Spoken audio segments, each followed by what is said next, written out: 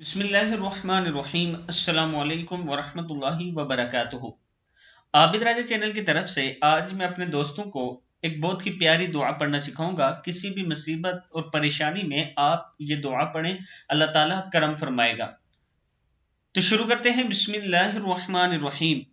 کیا آپ کسی مشکل یا پریشانی میں مبتلا ہیں؟ اگر آپ کسی بڑے غم اور کسی مصیبت میں گرفتار ہیں تو کثرت سے یعنی زیادہ سے زیادہ دن میں لا تعداد اس دعا کو پڑھیں۔ انشاءاللہ اس کا بہت فائدہ ہوگا اور بہت جلد فائدہ ہوگا۔ دعا کیا ہے؟ بسم اللہ الرحمن الرحیم۔ لا الہ الا اللہ العظیم الحلیم، لا الہ الا اللہ رب العرش العظیم، لا الہ الا اللہ رب السماوات السبع ورب الارض رب العرش الکریم۔ بخاری مسلم دونوں میں یہ موجود ہے۔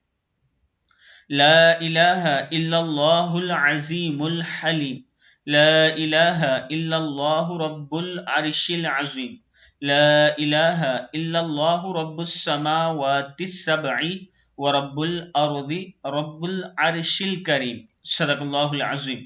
اس دعا کو آپ دوستوں نے ضرور یاد کرنا ہے۔ غم اور پریشانی میں اسے ضرور پڑھا کریں۔